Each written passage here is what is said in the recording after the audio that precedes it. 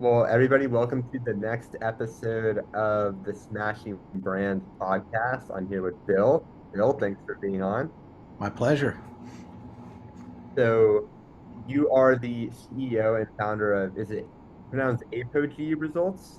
Usually Apogee, but we've got unfortunately sometimes it's Apogee, and if they're really munging it up, it could be apathy, or the worst I've heard is apology, which I didn't like that. Apology. That's just ironic. That's funny. so it, Um, cool. Well, so could you? it was sort of a branding exercise that didn't go totally right, but also didn't go totally wrong in the choosing of the name. Yeah. No, where did the name come from?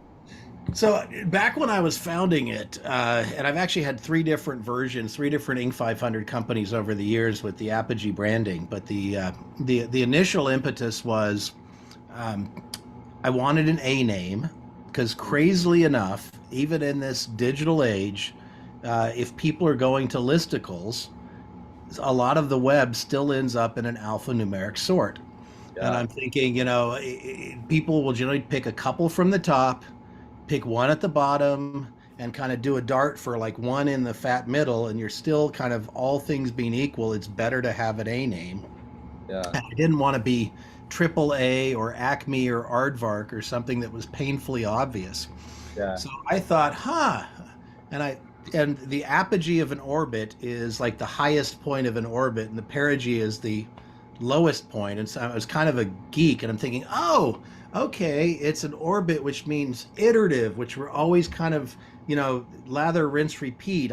We're always optimizing on the fly for the highest results. So we'll get Yeah. to the. I was trying to get to the highest point, but being subtle about it, so it wasn't obvious to everybody. I just wanted an A name. So Yeah. that was the intent. It turned out it was an uncommon enough name that it led to enough other issues, Yeah. Enough other issues such as how to pronounce it. such as how to pronounce it, how to spell it. And how long ago was it when you started this agency? uh, Started a version of it 20 years ago, and the first one that I rebranded into Apogee was in 2006. Yeah, so you're a real pioneer when it comes to digital marketing. I had to be back in the 90s because I was president of a software company that had raised money but not enough, and so we had to get really really smart with our marketing. And then I went and founded a company in the e-com space, and was out on Google Ads, back then AdWords, the day it launched, and so Wow. was doing SEO with The uh, day it launched. the day it launched. Yeah. It's like, so all that used to be new. Now it's old hat, and it's like, well, what's going on with Insta or chat? You know, it's amazing how many things have changed, but how within the change there's still things that are fundamental and have remained absolutely the same. Absolutely. Like So, who's mhm. your customer and why should they care? What's your story? Yeah, like what's your brand message? How do you solve people's problems? Mhm. Just the execution is just a lot different and where people put their message out there, the types of funnels, all that. Right. Kind of stuff. So, briefly describe like what your agency does specifically. So it does I'd say both sides of the core digital equation of paid media placement, but also the organic stuff, organic search and organic social. We generally prefer our clients to do the organic social if possible, Yeah. and then the cluster of things that are necessary to make those campaigns work. So, analytics, a lot of conversion, a lot of leaning into uh, kind of the physical marketing. Like you're doing events, and you're doing probably custom events. In B2B marketing, oftentimes the conferences and events and trade shows are they're either the first or second largest line item on the marketing budget. Yeah. And digital may be the first, maybe the second, sometimes is the third in B2B. Almost nobody doing events is properly spending digitally.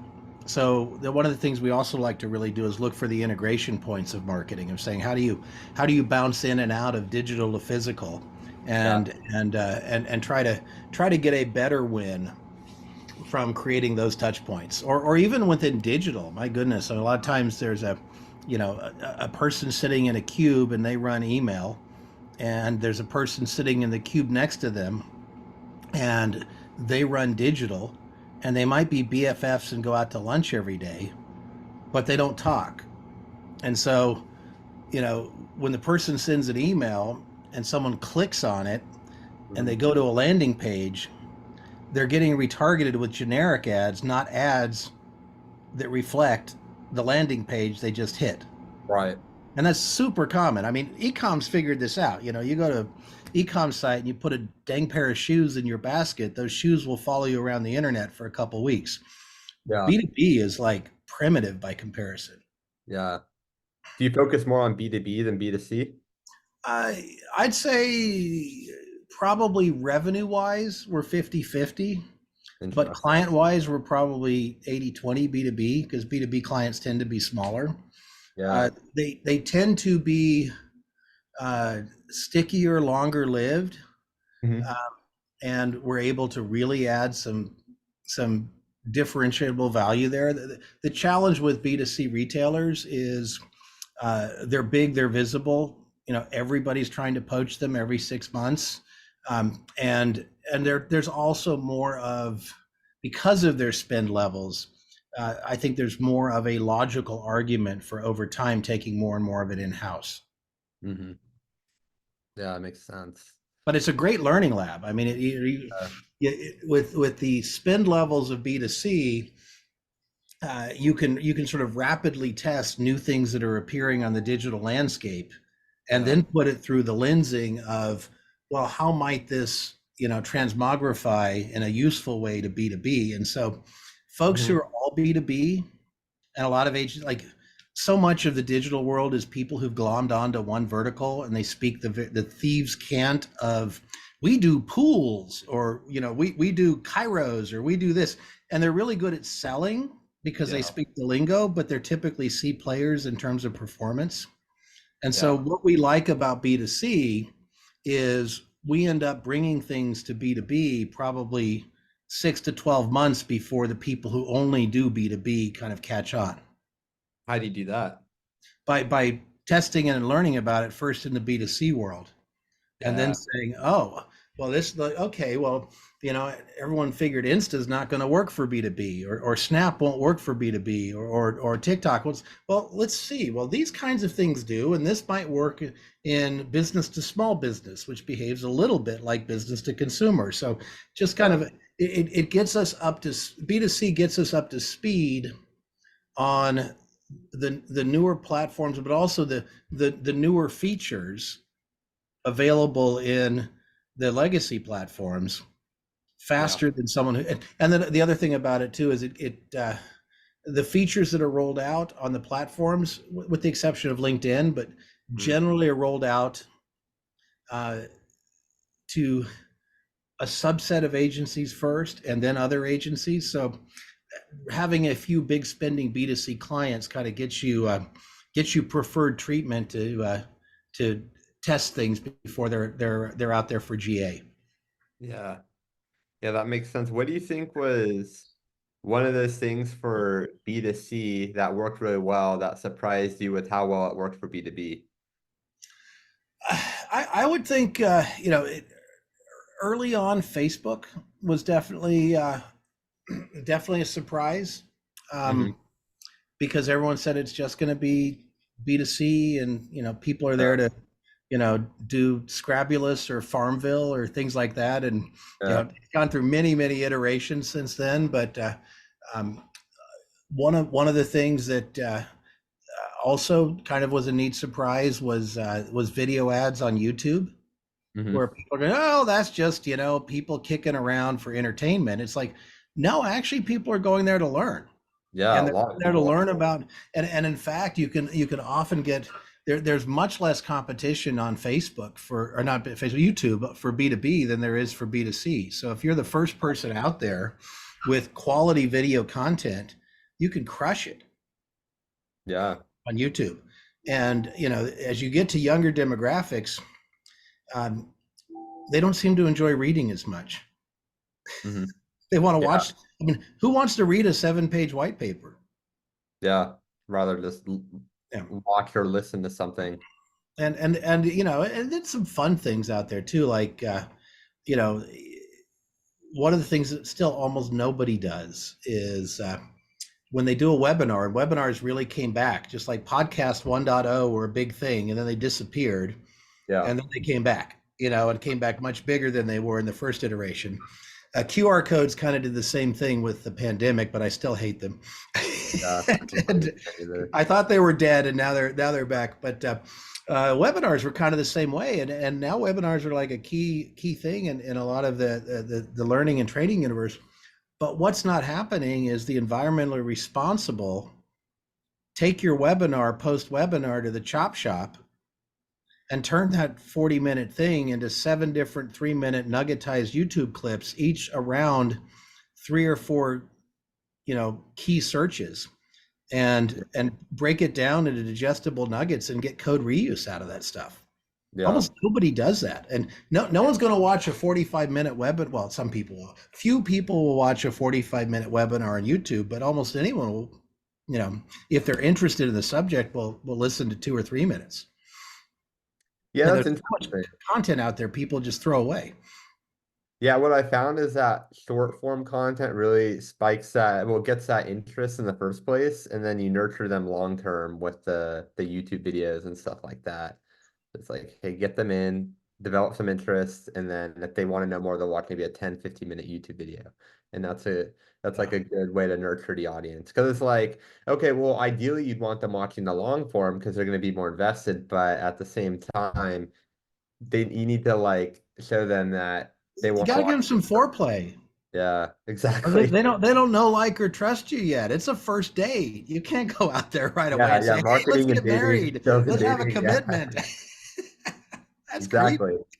Yeah, something low commitment, like a short form piece of content, and then take them out on a date where they watch a Yeah, YouTube. let's just go hang and have a quick coffee. Yeah, exactly. No, I like that analogy. There's so many different marketing agencies out there, it seems like hundreds of thousands. I mean, what has allowed you to, really differentiate from the competition, you feel like? That's a good question. And in all honesty, I'm not sure I'm differentiated from the competition, because I can say whatever I want. I can say I've got the best people or this or that, and like they all say that. And so Yeah. um, I would say that what I try to do is I try to hire smart and intellectually curious, Hmm. with good work ethic and a compassionate client heart. Yeah. So if they're competent, but they also have a client service ethos. I mean, the sad thing about our industry is it's such a low bar that it's distressingly easy to be better than the average. Yeah. But corresponding piece of that is, it's an industry that's full of so much quackery that a lot of the clients are showing up already kind of on edge, because their last four dates have been with narcissists and sociopaths, and they're going, "How are you different?" And he's like, "Well, trust me, I'm different." It's like, really? so so Yeah. so I try to hire people who like solving puzzles, but also realize it's about the client. Um, Yeah. and and it's actually helpful being in Austin and not in New York, or it can be hard in California to get great talent. Yeah. Austin's getting more difficult, and so the pandemic kind of changed that. It used to be that we, unlike a lot of outfits, had W-2 people showing up to a physical office every day, Hmm. and in a somewhat sketchy industry, that was a nice differentiator, because it wasn't like someone was going to leave your project halfway through because they got the job they were looking for and they're tired of being a freelancer. Yeah. Which there's a lot of that in the space. So some of it's been that. Some of it has been um, I'm not trying to grow a 500-person company anymore. I'm actually spending more time now angel investing and advising things, and Nice. I serve on Austin Technology Council here in town, and um, so I've kind of got it at the level where um, I don't like to say this because it sounds like awful, but there, there have been versions of this that have been Inc. 500 companies, over 100 folks. Now it's a lifestyle business, and I've got to like the client. Yeah. Life's too short. You know, I don't care if I'm going to make money or not. I've got to, you know, I've got to believe they're not a jerk, and I can make a difference, Yeah. and they're going to have some decently high percentage chance of realizing the difference we're making. Because Hmm. my team needs to be internally motivated versus externally motivated. Yeah. But if we're telling people we're showing up and we're delivering a steak, I don't want to give them a steak burger. I actually want to give the client a steak. Yeah. However, it can be demotivating if you show up and you prepare a 7-course meal and the person on the other side of the table says, "Hey, that was about as good as the breakfast I had at Burger King yesterday." So, I'm also looking for clients that, Yeah. they don't need to give us a lot of appreciation. It could be as simple as like a thumbs up every 3 months with an Excel spreadsheet. But Yeah. humans are happier when people, realize my team needs to be mostly internally motivated where they know they solved the puzzle, they did a good job. But it is Hmm. nice when clients realize, hey, you guys actually did some stuff we haven't seen other people do, or you did it better than the last one or the last 8 or something like that. So I Yeah. ideally when I'm partnering with a prospective client, uh, uh, they're not jerks. They've got a fun challenge. I'm confident we can add that value, and there's a pretty good chance they're going to, at the end of the day, realize we actually did something impressive. Yeah. No, I like that mentality a lot. I mean, that's not the path to scaling to a 500-person agency, but It's about what you want, right? Like more money is not always, greater fulfillment, right? Often it's not, right? So it's about I, building a business yeah, what? I'm blessed at this point in my life where, would I like to add another zero to my balance sheet? Yes. Uh, Do I have to work another day in my life? No. So I can, I'm at the point where I won't do this if this is not fun. right. No, I love that. So, you're able to do that because you've built a successful business. I mean, what were your strategies or what have your strategies been towards getting new clients? They've been all over the map over the years. Like early on, I had an appearance on Squawk Box and was talking about links and Google stuff. Yeah, I did a lot of speaking back in the day. I yeah. had at one point one of the highest ranking talks ever at the Salesforce user conference called Dreamforce when they were first moving beyond sales into marketing. Uh, Hmm. Less of the speaking lately. Um, and it's been a mix. You know, the best clients always come from, referral or viral or however like word of mouth. Uh, Yeah. if you're trying to build a 500-person company, you're not going to get there on that. You Hmm. know, uh, Definitely helps to flip the funnel. One of the things that when we've done it programmatically works really well is keeping track of all the people we've interacted with Hmm. and making sure that when they move somewhere else on LinkedIn, that we follow them and we congratulate them and we say hello. Yeah. One of the things I didn't do enough of, but when I took over marketing for a company that's now public, occasionally I forget that I don't, that I enjoy my own thing more than like being employed. Hmm. But my last failing in that happened like 8 years ago, and I went and ran marketing for a company that's now public. But I really embraced kind of the flip the funnel thing, Yeah. and I wish I'd done more of that with Apogee, where what that would have meant is much more awards marketing, Hmm. and but awards marketing on behalf of our clients, not on behalf of us. Oh, interesting. So rather than saying, look, and we've won plenty of awards over the years, but look, woo, we got the US Search Awards this or the this awards that. Uh-huh. submit my clients and be their personal PR agency Yeah. for the clients and make them look good. Yeah. And so we try to do that already, but we didn't do enough. In an From an integrated marketing perspective, in hindsight, I would have done a lot. I would have invested more in really finding ways to promote those of my clients that I could tell, well, they're in the corporate world, they're workhorses and they're show ponies. They're Hmm. the performers and they're the politicians. Yeah. Sometimes you get both in the same human. But Uh-huh. if you could identify someone on the client side that is a show pony, and there's some tells, it's not hard to like identify those folks, then you lean into them and you make them look good. Yeah. And No, then they will draft you in behind them to be the workhorse. yeah. No, that makes a lot of sense. So it's kind of like instead of trying to make yourself look good, you're helping other people look good, help them gain the recognition, and then either they're going to hire you for more work or maybe refer you to other clients. Is that? Yeah, yeah, give the people what they want. Like it's kind of the Yeah. platinum rule, right? And over the years we've made some mistakes and my team has lost some business on that. I mean, I had a social media person once who completely screwed up a Goldman Sachs portfolio client by overly truth telling. The CMO who was sort of a um, was hired for things other than her competence.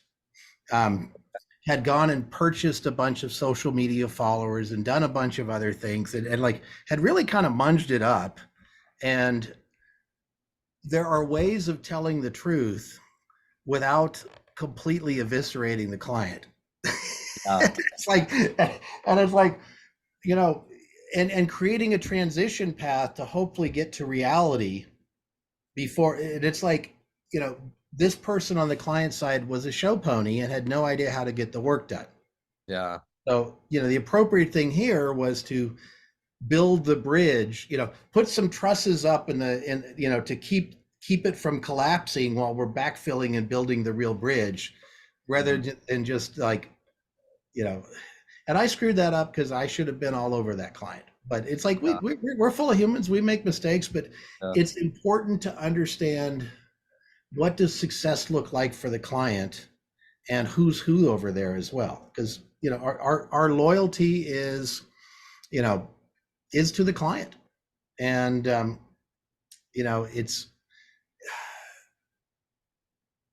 and it's important that our job is to keep the person who hired us A from getting fired and B ideally to get them promoted. Right. And that's a combination of the actual reality of what's being done, but it's also how it's presented. Yeah. And so one of the things that I think differentiates us a little bit too is ideally we want to see the rest of the marketing plan. What else you got going on in marketing? What reports do you give, you know, to your VP of marketing or your CMO or your whoever you report to, and what are the slides that we fit into? And then Mm. we try to make sure our reporting meshes with that. So a lot of times an agency will give a report and a lot of it's gobbledygook, and they'll Yeah. have like 50 pages of auto-generated stuff in the appendices, from a tool, so it looks, oh, and then they'll go through it and it's like the meeting is like watching paint dry. Like you could tell the client just can't wait Yeah. to get out of this digital reporting meeting and on to the next one. And I want Yeah. to make sure, like, well, what do you have to report and Mhm. how do we hit that, but also give the data to you in a way that you're not having to spend several hours of your precious time, Mr. or Mrs. Client, reformatting what we gave Yeah. you. Let's give it to you where it's just a cut and paste. Right. Um, and I'm sure a lot of other groups do that too, but some folks are so caught up in their templatized reporting that, Yeah. and you will listen to our reporting call where we will report things to you the same way we report it to every other client. And it Yeah. really is more like, what what's victory to you, and it varies. Right. Now we will come to the table and say, are you sure that's victory? Have you considered that this might be a better, I know you like eating steak, but occasional little broccoli might be good for you too. So we'll come to the table and make suggestions, but at the end of the day, the client's the client, Yeah, unless they're asking us to do something unethical or illegal. right. No, I get that. So, I mean, you've been running an agency for it seems like 20 years, Yeah, a close to couple 20 now. decades. That's why I'm 80 years old now. Not that old, but I get your point. I mean, what do you feel like are some of like, let's say within the last few years, what are some of the big lessons that you've learned as a CEO? Uh, that one of them is, if you hire the right people and give them latitude, but then put the numbers up on the board, good things happen. Uh, Always be accessible. It can be very frustrating because you know there are still things that I'm the bottleneck for. Mhm. But if someone, if someone calls me or sends an email or says, "Hey, can we, schedule a meeting?"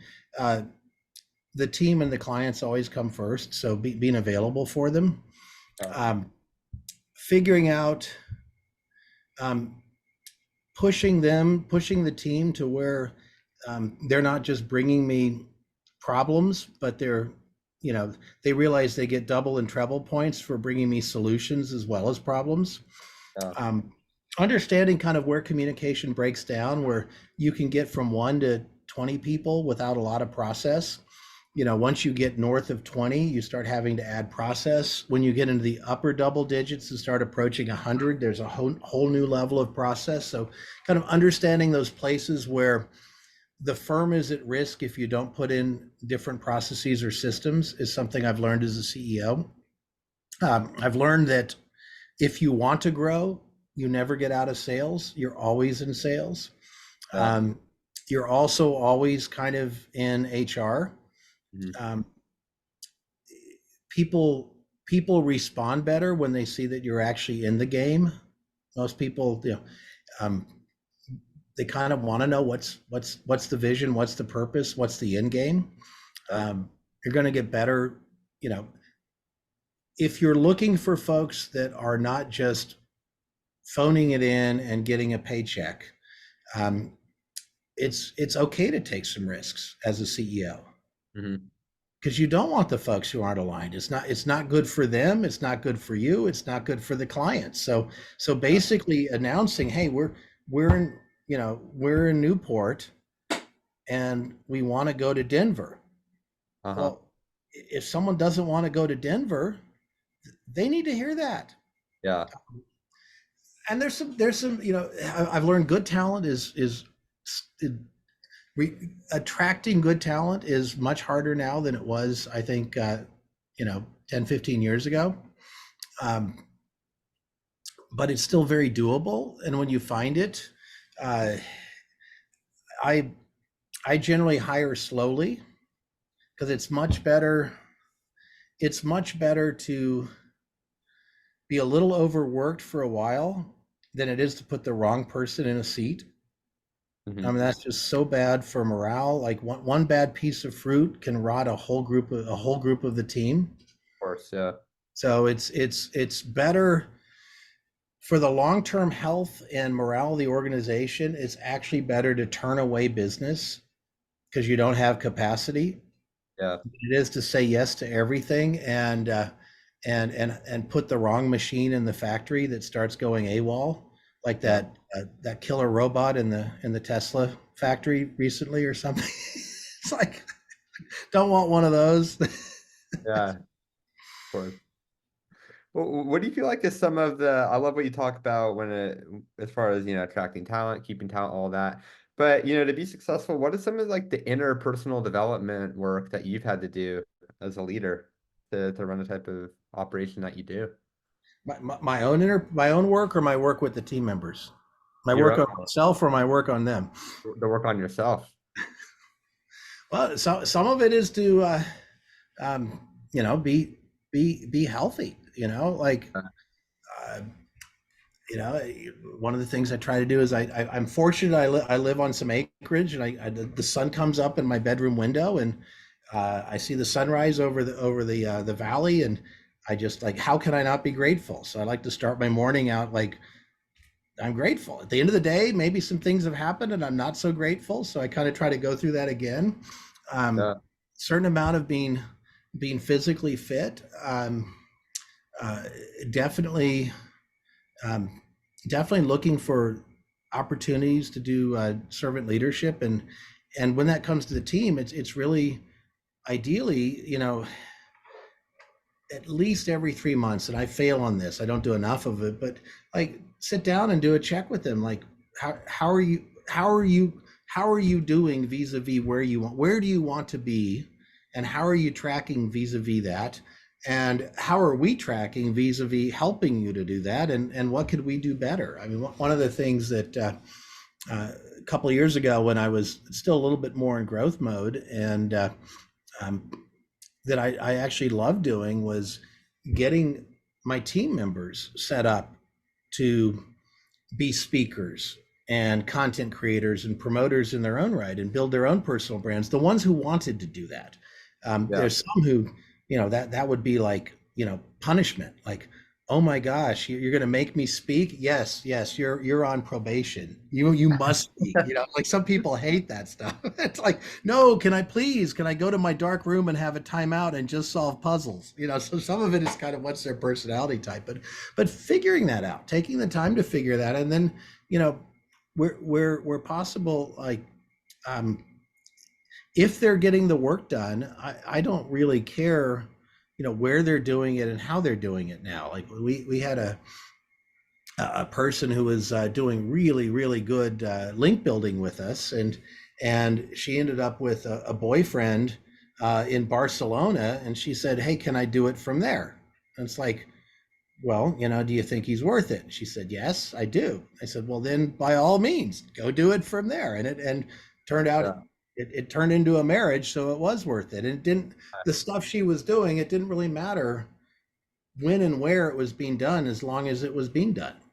Yeah. And so kind of understanding that reality, um, and then celebrating, sometimes celebrating when they leave. One of the fun interpersonal things I've done, and this is tricky because when you are an agency owner or any business owner, there is still some boundary between you and the team members. Hmm. And so, but when the trust has been there, I mean, one of the fun things that I've done probably a dozen times over the years, and it's just fun as hell, is when someone gets an offer and they're leaving, Hmm. um, sitting down with them and saying, you know, kind of first just helping them walk through. Like sometimes people come to me before they leave and they say, I think over the next year I need something else. And I say, well, can we create? And they say, no, I don't think we can, because I want to go pursue this. And Yeah. then I'll brainstorm with them like a career coach. Well, how do we get you there? And then like one person came in, they had 3 different offers, and it's kind of walking through like how I would, evaluate them. Yeah. And this was one of the dozen, but in that case, it's like, well, I know we can't retain you, but can I give you a counter offer? And they said, well, why would you do that? I said, so you can bring it back to those folks and make them pay more.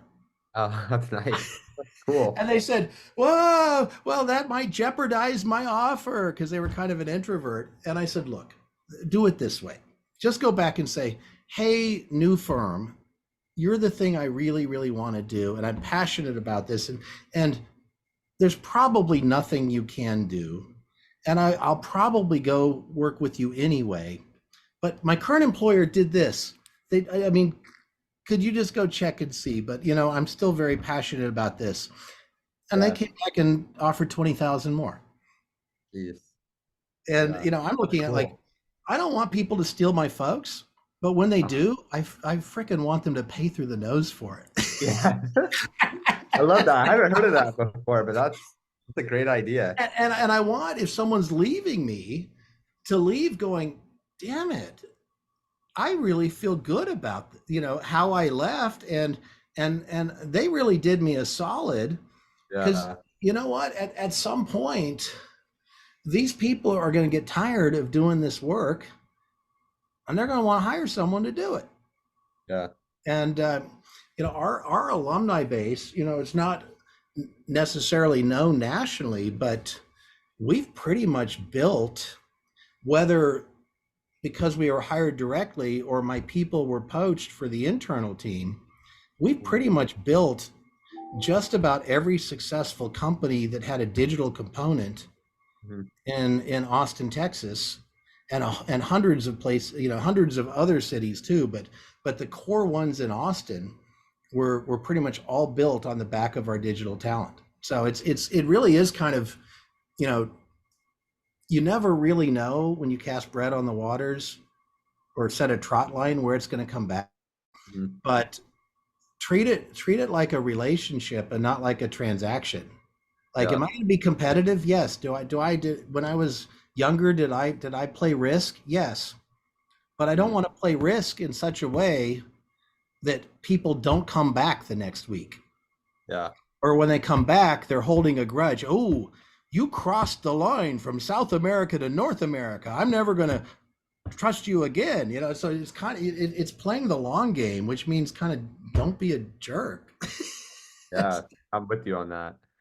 Well, I want to respect your time. I have one more question to ask you, which is, if you were to have a conversation today with the Bill that had just started his company, what are a few pieces of advice that you would tell him? I don't think I'd be like that NVIDIA interview that was circling a while ago. It says, "Don't do it, don't do it, don't." I would not do that. Yeah. Like this guy who's Yeah. worth like one of the 10 richest guys in the world. No, I wouldn't do it. Um, I would definitely say do it. I would. There are definitely some ways to be faster about it and more efficient. Some of those are the same. Some of those have changed in time. Um, I would say um, uh, try a number of things, but when you find something, step on the gas hard until you hit diminishing returns. Like Mhm. when something's working, really commit to it and see how far can you push that. Because Yeah. there's a lot of, you're trying a lot of bait and lures and other things, and when you start to get really good results with it, do like we do with our clients with a media campaign, push on it Mhm. hard. I would say do more of uh, like when someone's not working out, um, you got to check your ego at the door because I view for well still a little bit, but for so many years viewed every hiring mistake as my fault Yeah. because I hired them. Right. And I really hate looking in the mirror and saying it's my fault, but it is. You're the CEO, but you just have to get past it, forgive yourself, and fire that mofo and move them onwards, rather Yeah. than trying to find, well, maybe they'll work in this role, maybe they'll work in this role. So do that quickly. I would say if you're going to have a life partner, find it's vitally important. Add to your selection set of a life partner. Not only is there chemistry, are they comfortable with the risk profile of an entrepreneur? Yeah.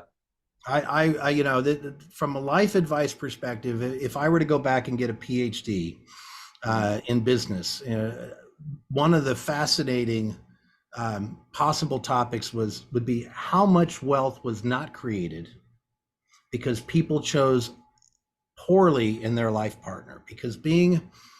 uh, being a politician's spouse, being a rabbi's spouse, being a minister's spouse, they're all fairly hard professions. I mean, both parties have to be interested, engaged. Entrepreneurship is kind of the same way. I mean, you're cheating on your partner with your business a lot because you're still thinking about your business in the shower when you wake up in the morning. Uh, It's not like Fred Flintstone where the whistle blows and you don't think about it anymore. yeah. So there are a lot of humans, male and female, that don't have that risk tolerance. Mhm. And when you partner with them, you're unequally yoked, and it's going to hold you back in your business and create resentment issues on both sides. So, that's the other thing I'd add is you don't want to have a partner that when you have a few bad weeks or payroll's tough, they come back at you with I don't like this risk. Maybe you weren't cut out to do this. Can you just get a job? Yeah.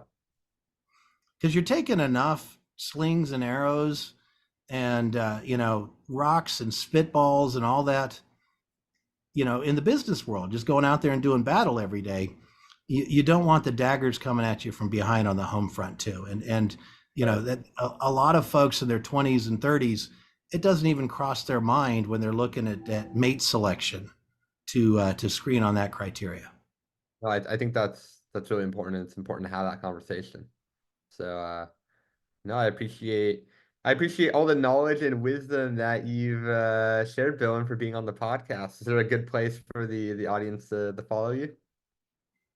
Sure, um, they can follow me at well, I don't tweet, or I'm sorry, I don't X. Yeah, It's, different um, development. uh, I do sometimes post on Instagram. I think probably at William Leake there, but best thing is just uh, my, I'm actually kind of invisible on social media these days. Yeah, I'm not following my own advice, but Leake at Apogee Results, Leake at APOGEE results.com. A search for William or Bill Leake, Leake, will pull up all kinds of, probably at this point, legacy things on me. But I was younger and better looking then, so I'm good with that. Yeah. Might even send a fridge magnet like all those realtors. Sounds good, And Bill. appreciate you. Thank you. All right.